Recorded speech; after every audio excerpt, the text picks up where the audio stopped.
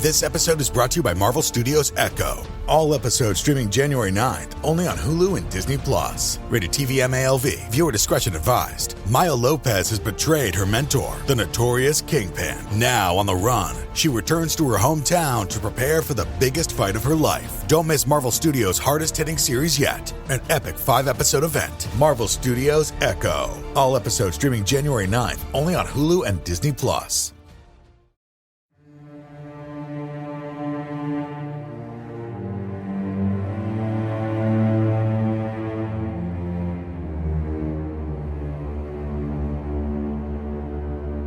Hello, and welcome to Scare You to Sleep. I'm your host, Shelby Scott. It's been a while since we've had a two-parter. I'm so excited. This story is by Heinrich von Wolfcastle, who also wrote fan favorite Marvin's Tavern.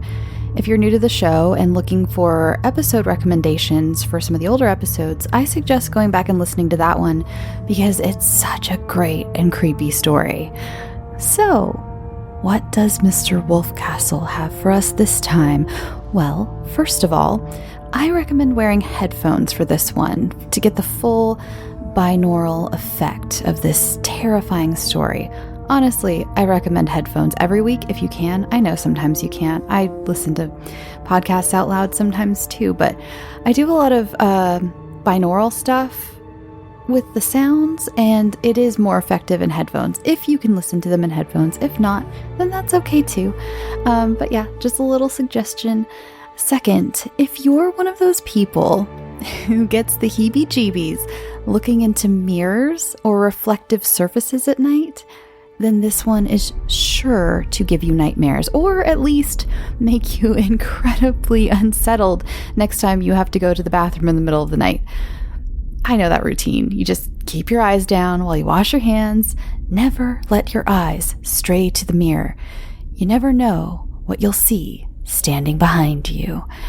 By the way, I pre-recorded this episode because I am actually, as you're hearing this, I am out of town at my parents' house visiting. And the few days that I was recording it and working on it, my husband was out of town for work. So, and I'm a night owl, and so it would be like 3 a.m. and I'd be working on this and I'd realize it was 3 a.m., you know, the devil's hour or whatever you want to call it, where I've been told since I was a child that between the hours of 3 and 4, that's when all the spirits come out and all the scary stuff happens. And that superstition has stuck with me well into adulthood. So I would have to stop working on this very scary story, which is much scarier in the middle of the night, by the way, even just listening to my own voice tell it to myself. And yeah, I had to keep stopping, and then I'd just stay up until like 4 a.m. watching random YouTube stuff until I could fall asleep and the ghosts couldn't get me. All right, now let's discover together the things in the attic. Chapter 1.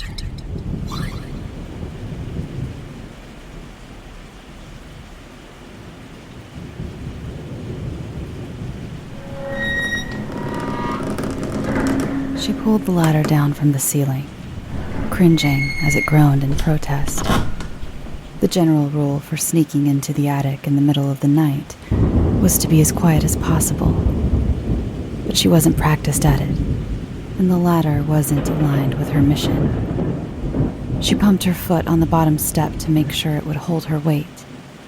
Once she felt it was secure, she placed a flashlight in her mouth and shimmied her way into the ceiling, shuffling across patches of insulation and strategically placed floorboards, stray nails, cobwebs, and things that crawl. God, how she hated that attic. The storm had woken her, a large blast of thunder that shook the whole house. But it was her grief that kept her awake. Something strange happens when death takes up residence in your home. The atmosphere somehow becomes thicker, and everyday movements feel like you're doing them through water. Even mundane chores, like taking out the garbage, require a new level of effort. She was still learning about the strangeness of it all, like how she could be exhausted and wide awake at the same time. Maybe that's what death does. It forces some kind of juxtaposition of contrasting things. You're hungry, but you don't want to eat. And you're alive, but you wish you were dead. She swung her flashlight in an arc to clear away spiderwebs. In the middle of the night, the sounds of the house were more pronounced, and even more so from the silent attic. The hollow plunk of rain hitting gutters, the creaking of the roof straining in the wind. It felt like a lifetime had passed since she was a Girl Scout, but she still counted the seconds between flashes of lightning and clashes of thunder. What was the point of that anyway? It was clear the storm was on top of the house and not happening miles away. Her beam stopped on half-torn boxes, plastic bins, and large shapes covered in protective cloths. Flares of lightning lit the attic in wholesale flashes. As a little girl, she would have been frightened by what could have been hiding under the cloths or behind the boxes, by what might be watching her from the darkest corners of the room. Another crash of thunder rattled things in the attic and shook the floorboards under her slipper-covered feet. She moved the beam from one cloth-covered mountain shape to the next. Her parents had a tendency to hold on to things long past their due. We bury our people in the ground, and their things in the attic in this family, she thought. She made her way past tall, vertical stacks of newspapers and magazines, and found the specific cloth-covered mountain she was looking for. She hunched over to avoid the beams in the ceiling, and waddled towards a tall, thin shape covered by a white sheet. It was easy to spot, not because of its size and figure, but because the white sheet was the cleanest in the attic, not yet aged or concealed by dust or cobwebs. As she approached it and raised her hand to reach for it, she considered her horror if a hand were to reach back at her. She scoffed at the idea, but shrank back with the slamming of another sharp clap of thunder. "Oh my God, Ash, get it together," she whispered to herself. She reached back for the cloth and tore it away in one motion, to reveal her grandmother's antique cheval mirror. It looked just as she remembered it, standing tall and proud, with its clouded glass mirror plate secured in its mahogany frame. Looking into it now, she could have just as well been a little girl again, wearing her grandmother's rose-colored shoes and pink scarves. A smile formed with the memory and began to quiver. Tears formed in the corners of her eyes, and her throat swelled with sadness at the realization that her grandmother, no longer and never again, would stand behind her in its reflection. She knew that, but somehow seeing her solitary figure gave her a felt sense of that loss, something that she would later struggle to find the words to express to her friend Val. She would have begun to sob if not for being distracted by seeing herself cry in the reflection of the mirror. The loss of her grandmother was her first real confrontation with death, and it became something she had to wrestle with, negotiating how much she allowed herself to experience her own sense of mourning and how much she allowed others to see her grieve. She wiped at her eyes with her wrists, noting that her hands were covered in dirt and grime. Rain continued to rail at the roof above her, and somehow in this moment, she felt all right. She uncovered another one of death's strange juxtapositions, the most normal she felt in the 3 days following her grandmother's death, came during a thunderstorm in the middle of the night as she sat on a cracked plywood board in the attic by her grandmother's old mirror. The realization reminded her of something she had just read on a message board for New Agers. Someone had posted something along the lines of saying that with all forms of art, we try to create externally what we feel internally. As a little girl, she was forced into piano lessons by her mom, and she approached the instrument with the same excitement she had when she was given a bag of socks on her 9th birthday. "Well, you need them," her mom had assured her. What she really wanted was to play guitar in a punk band, but her mom had a way of silencing those aspirations with her scoffs, eye rolls, and the scripted, "Ashley, please." So maybe her real calling was in performance art. She made sure to make a mental note of that as a point of discussion for drama class. Alas, she found what she was looking for. An item connected to the person she lost, which also happened to be a mirror, the second thing she needed. And a quiet space to try to contact the dead. She sat down with her legs folded and placed herself in front of the mirror with a flashlight shining upwards from the ground. In that position, she could see her face reflected in the mirror and not much else. Following the instructions from the website, she began the process with an invitation for spirits to reveal themselves to her. She rested her hands in her lap and allowed herself to relax. With her eyes closed, she took a deep breath and stated her intention. "I am here to speak with my grandmother. I will only receive messages from her. I will not see, hear, or acknowledge any other spirits." With her intention stated, she opened her eyes and gazed upon her reflection in the mirror. A few people who posted on the site said it took somewhere between 2 and 5 minutes to work. It wasn't a complicated process, just one you had to be open for. If you don't believe it will work, it won't, she was cautioned. Well, she was ready to believe.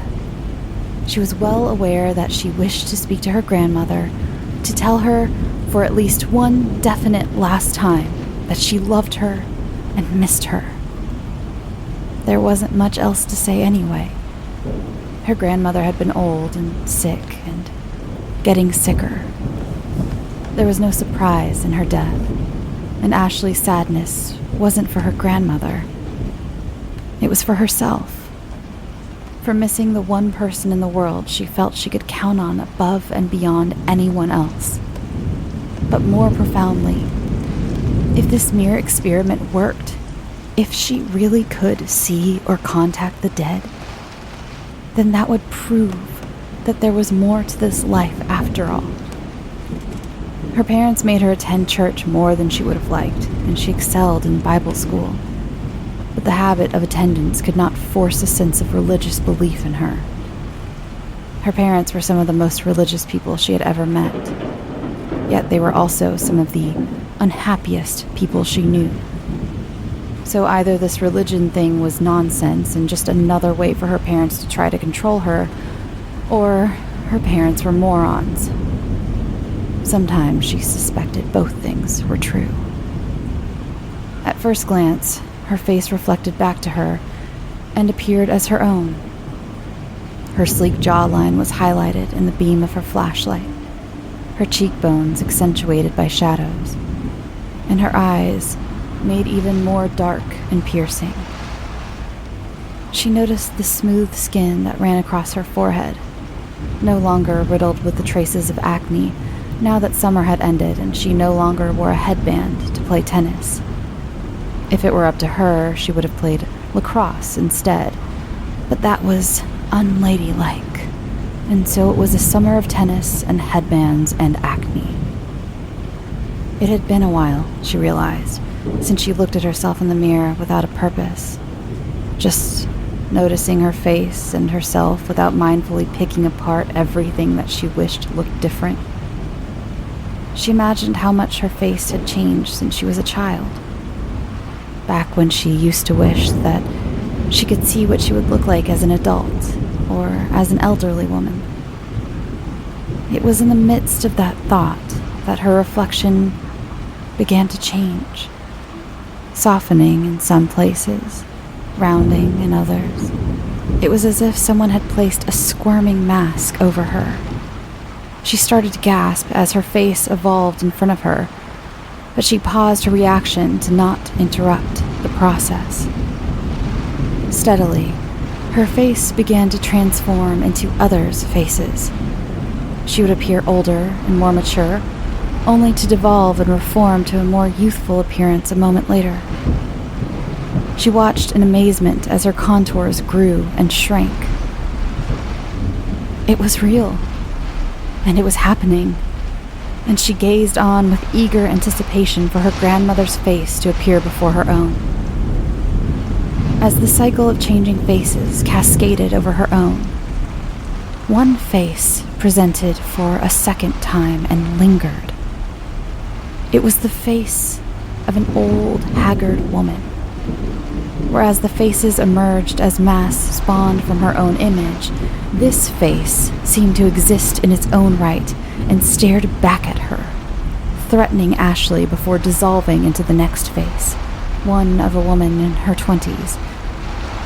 The young woman's expression rotated, in age to a middle-aged woman. Just as quickly as Ashley noticed the seriousness of her expression, she melted into a youthful child. The stream of faces continued to transform over her own, and Ashley found herself imagining what her life would be like if the faces she saw indeed were her own.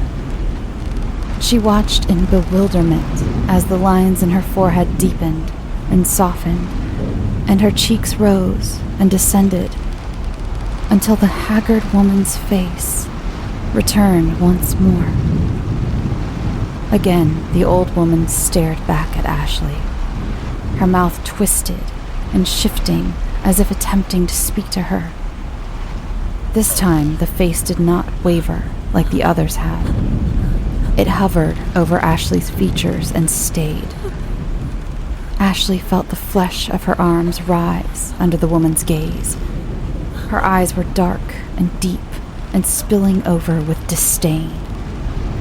Ashley opened her mouth and shook her head in an attempt to knock the face off her and gasped when she saw that she still wore the woman like a mask. Her lips frozen in a snarl. In a moment of panic, she slapped herself on the cheek and shut off the flashlight.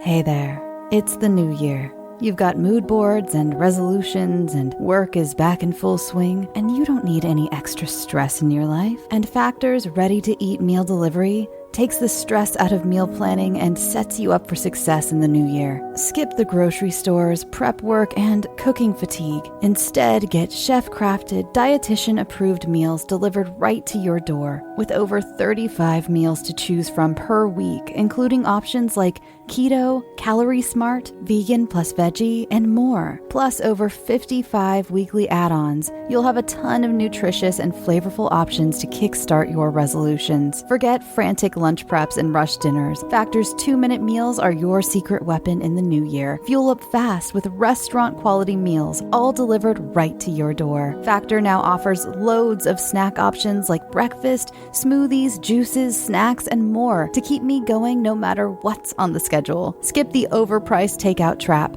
Factor is cheaper and way more delicious than takeout. Get chef-crafted, restaurant-quality meals delivered right to your door. They are ready to heat and eat in just 2 minutes, which means more time for you. Need a special occasion meal? Gourmet Plus is the perfect solution if you're looking for fast, upscale options done easily. When things get hectic, Factor is flexible. Change up your order every week with plans from 4 to 18 meals per week. Or pause or reschedule your deliveries anytime. Stress less over meal times in the new year. Factor's no prep, no mess meals free up time otherwise spent on shopping, cooking, and cleanup. No more wasting time in the kitchen. Not only does Factor offer fast, simple solutions when I'm too busy to cook, they also help me stay on top of my goals. With offerings like Protein Plus and Keto, I can stay on track. This is definitely going to come in handy for my New Year's goals. Factor has everything I need for a week of flavorful, nutritious eats.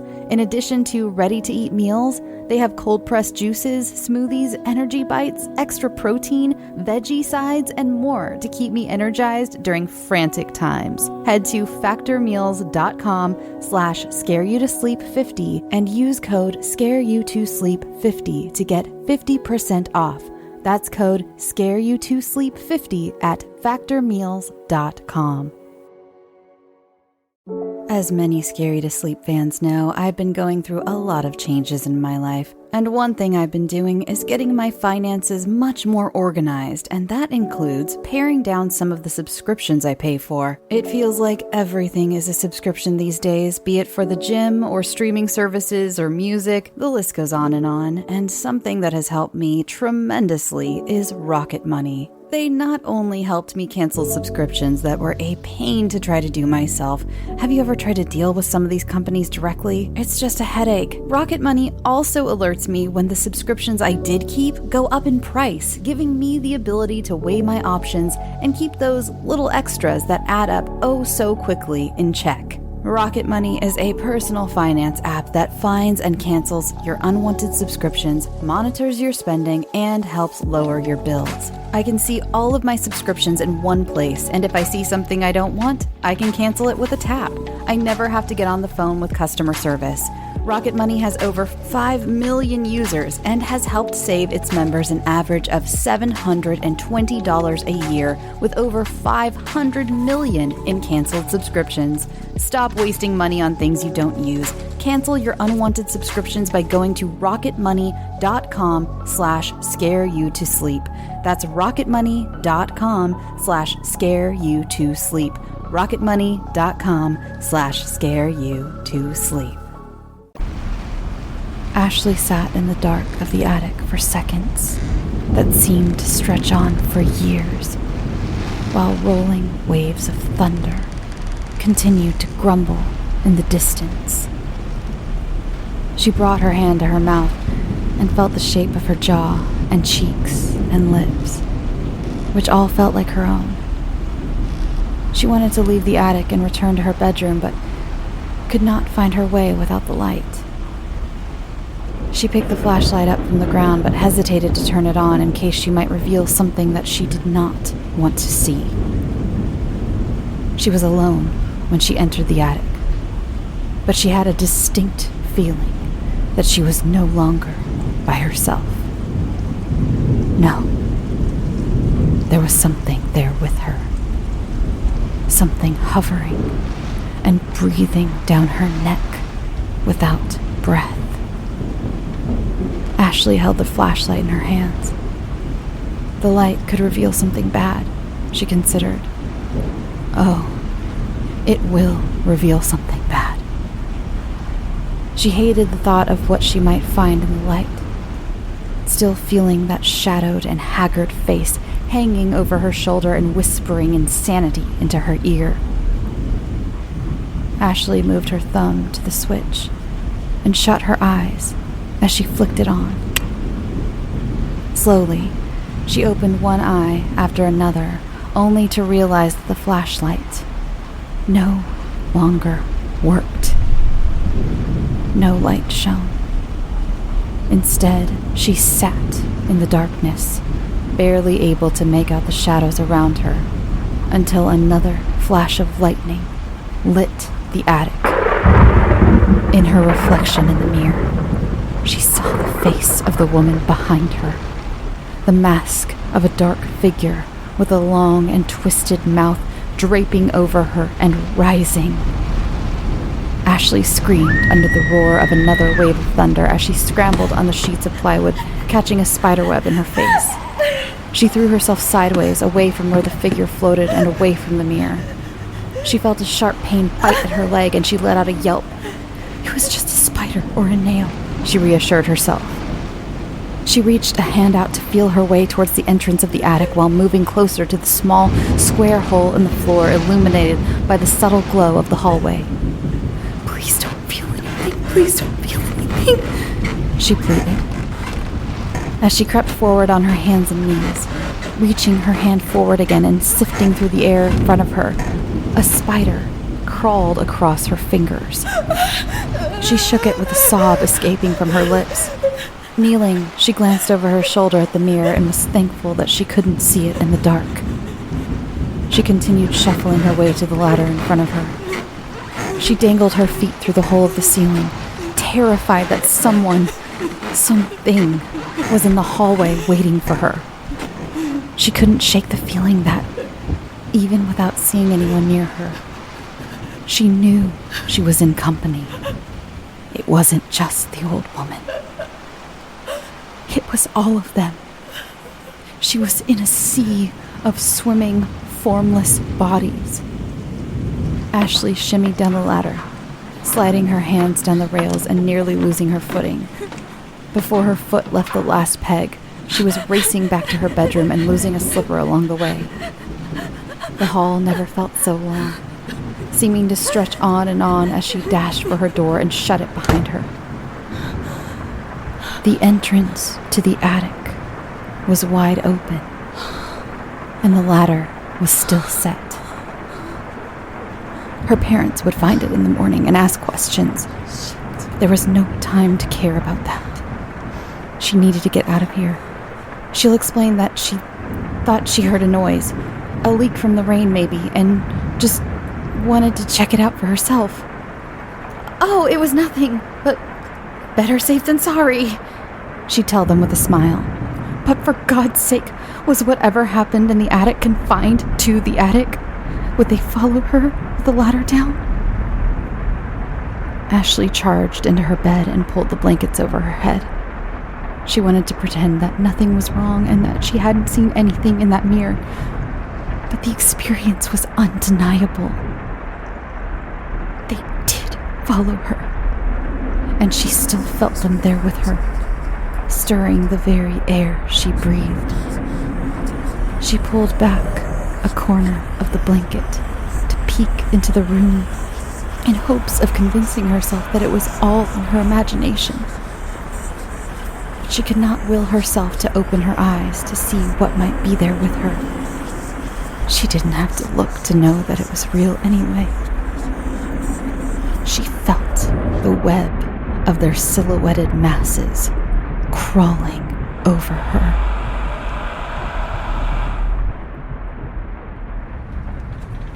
Chapter 2. Mondays are hard enough to muster through in their own right, but this particular Monday was all the more challenging while moving through a fog of her bereavement. Her parents did not afford her the opportunity to stay home from school for a mental health day. That was the sort of thing that they couldn't relate to. If they were sad, they somehow fought it away to the point that Ashley couldn't detect it. It seemed they had a tendency to actively fake their okayness in all sorts of life situations, utilizing an arsenal of false smiles and distant hugs. Maybe it was from being on the receiving end of their performances that Ashley found her passion for drama and her skill for acting. A mental health day might have been good for her, and she weighed the idea of faking sickness. But after the weirdness of everything that happened the night before, she didn't really feel like being stuck at home either. Then again, what actually happened last night? She moved like a zombie through her morning routine, making an effort to avoid the mirror in her bathroom as she got ready for her day. "It's not Mondays that suck," Val suggested. "It's your life." Usually Ashley would have a counterquip or a counterpunch, but it just wasn't there. Ordinarily, she would bring up something about a disappointing TV show or the fight she was having with her parents about the role she was going to audition for in the upcoming school play. Or maybe she would make some snide comment about her disgust with Mr. Sanchez for flirting with Tracy, the head cheerleader who sits front and center in their social studies class. But today, all Ashley could do was shift her gaze from the bus window towards Val with a smirk. In fact, that whole fight she had with her mom over the weekend about which roles she was allowed to audition for seemed to fall from her awareness altogether. "Okay, you don't have to get dramatical about it," Val said.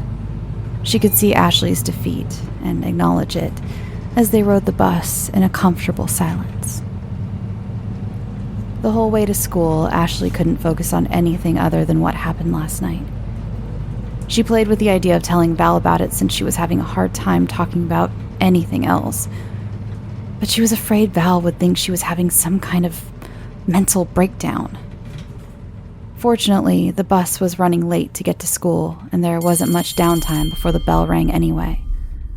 Ashley made her way from her locker to social studies and took her assigned seat. After attendance, Mr. Sanchez allowed her to go to the nurse.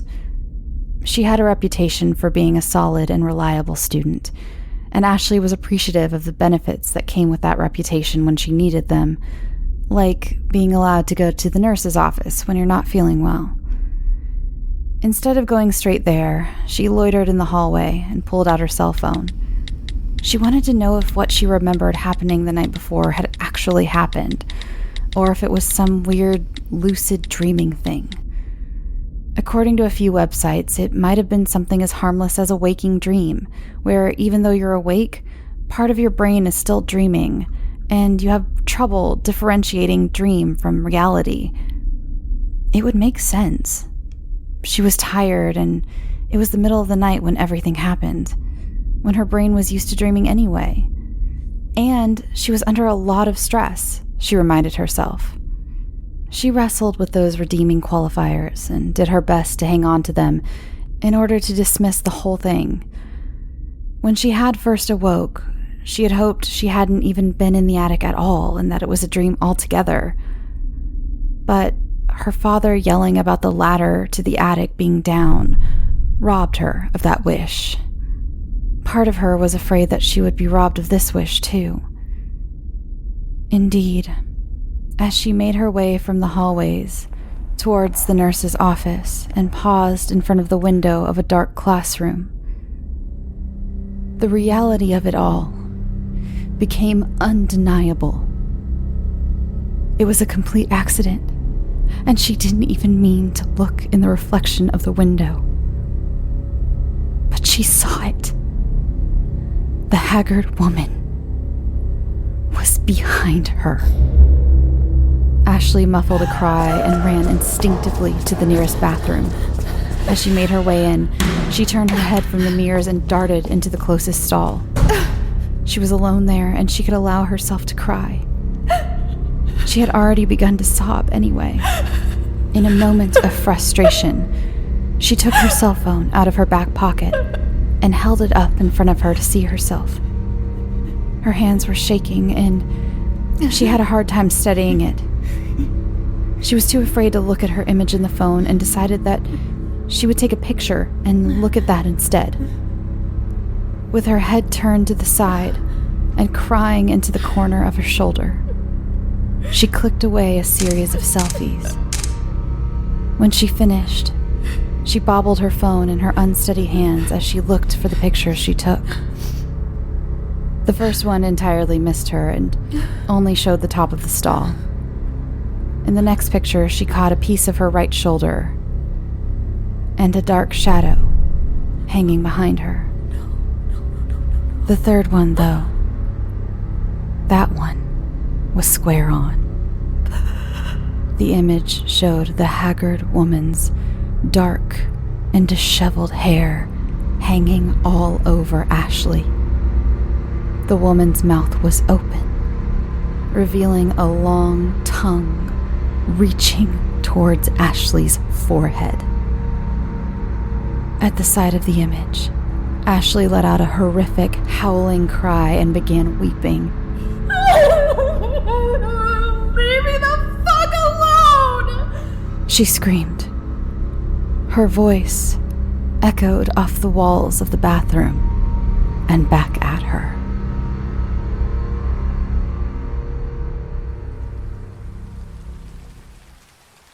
Thanks for listening. Thank you so much, Heinrich von Wolfcastle. Remember to check back next week for the harrowing conclusion to this incredibly terrifying tale. I look forward to seeing you then. Follow the show on Twitter, Instagram, Facebook. There's a few Facebook subgroups now I've talked about. And drink your water, and I'm not going to keep you too long. Oh, also, Patreon will be back up by the end of probably mid-October, I'm going to say. We'll just shoot for mid-October, maybe a little before that, but we'll say mid-October, around time for Halloween season. For those of you who were previous patrons, thank you again. And those of you who are looking to become patrons, feel free to shoot me an email or post in the Facebook group or tweet at me, post on Instagram, whatever you want to do for any ideas you might want to see, things that you're looking to see for Patreon, things that you want out of, the things that you patronize. But just throw out some stuff. I have some ideas, but I'd also love to hear from you. I'd love to hear what you would like, what you would expect. Do you want, last time I didn't do any video aspects or video type things. Would you want some videos? I'm looking into doing some more video things in the future. So would you want more videos for Patreon? Or not more, because there was literally only one, and it was to say goodbye to Patreon. But videos in the future, would you want?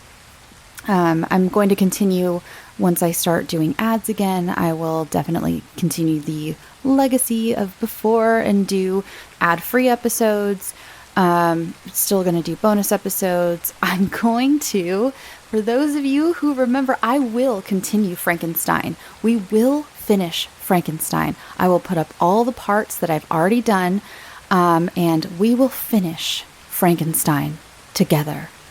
And us and Dr. Frankenstein and that poor monster will ride off into the sunset together, I promise. Okay, this has gone on for long enough. I told you I wasn't going to ramble for too long, and here I am. All right, I'm going to let you go. Go drink some water.